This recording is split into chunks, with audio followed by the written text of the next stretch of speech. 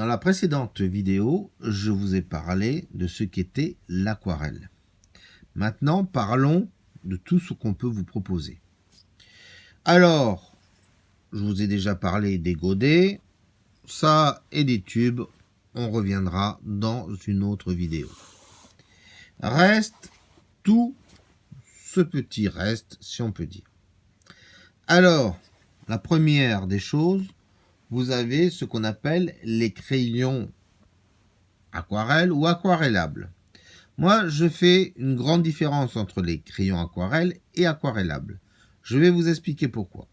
Nous avons, par exemple, là, sur une certaine marque, nous avons un crayon qui est plutôt dur et quand on le frotte ou quand on appuie dessus ou pas, voilà, nous avons ça.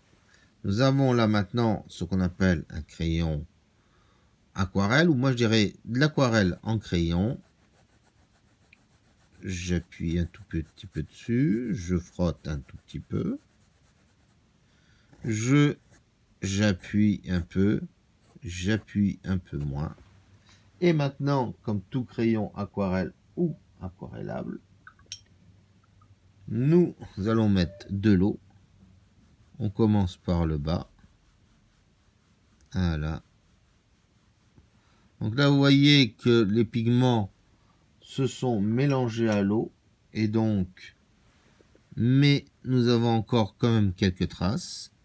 Là, si je passe un truc d'eau, vous voyez que au niveau des contours, ça reste un peu plus marqué.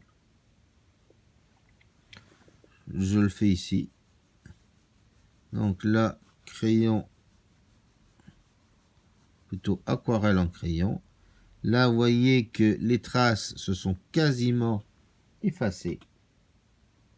Et que si je passe de l'eau dessus, vous voyez que les traits de crayon beaucoup plus fins s'effacent aussi. Alors, c'est pour ça que, en fonction de la marque que vous achetez, vous pouvez avoir des grosses différences.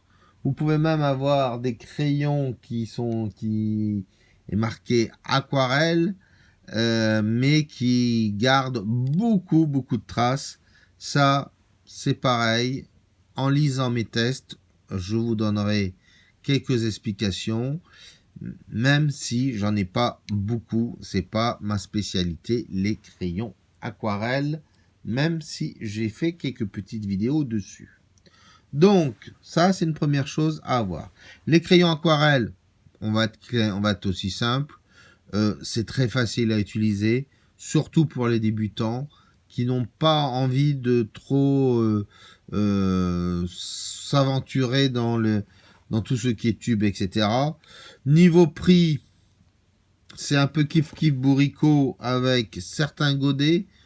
C'est un tout petit peu moins cher. Lors des promos, c'est largement moins cher que des petits godets. Mais bon, chacun a un voie midi à sa porte.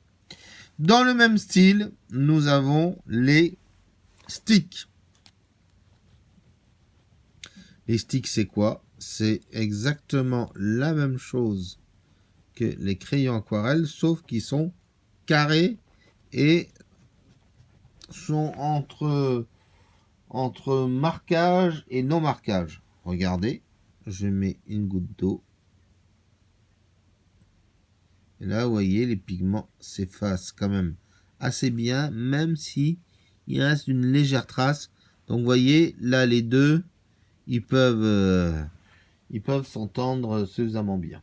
Il faut savoir que les sticks aquarelles, il n'y a que 2 marques à ma connaissance, peut-être 3 maintenant, qui font des sticks aquarelles. Ça peut être intéressant. Vous pouvez aussi le travailler en prenant directement sur le stick.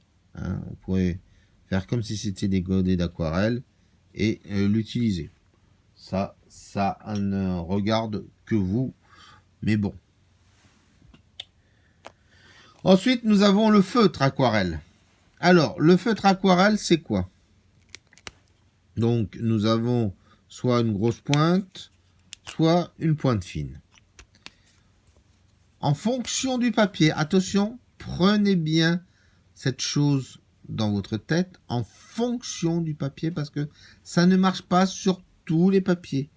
Donc, en fonction du papier, vous pouvez l'utiliser comme ça, comme si c'était un feutre, et ensuite, vous le mouillez pour, voyez, en faire de l'aquarelle. Alors là, sur ce papier-là, ça marche, mais sur certains papiers, vous pouvez avoir la trace qui reste.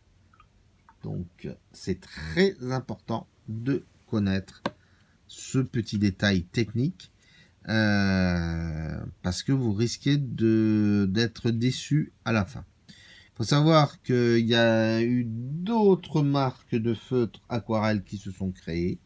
Je ne les connais pas, je ne les ai toujours pas testés. Peut-être que cette chose-là s'est améliorée. Ça, c'est l'avenir qui nous le dira. Et éventuellement, les sponsors qui m'enverront ou pas ces feutres. Ensuite, nous avons de l'encre aquarelle. Alors, ça, c'est certainement la chose la plus dure à utiliser. Pourquoi? Parce que si vous utilisez plusieurs couleurs et que vous avez tendance à faire plouch, plouch, plouch, plouch, vous flinguez toutes vos couleurs.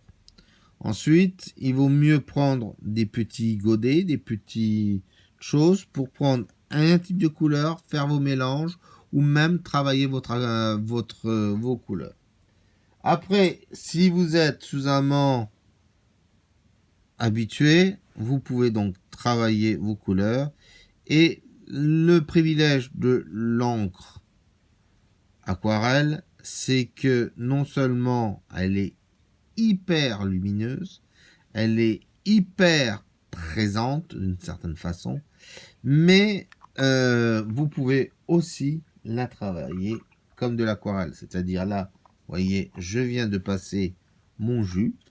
On va patienter 2 petites secondes. Juste le temps que je prenne un pinceau. Et comme n'importe quelle aquarelle, vous voyez, je peux faire des retraits avec. Et ça, c'est de l'encre aquarelle indélébile. Attention, vous avez ce qu'on appelle des encres acryliques qui, elles, sont indélébiles. Ça, avec de l'encre acrylique, c'est impossible de le faire. Voilà. Donc, ça, vous pouvez en trouver un peu partout. Souvent, même dans des petites boutiques pas chères. Enfin, ça, c'est beaucoup plus rare. C'est ce qu'on appelle de l'aquarelle liquide. C'est une marque qui fait ça. Donc, vous le travaillez exactement comme si c'était de l'aquarelle avec beaucoup d'eau.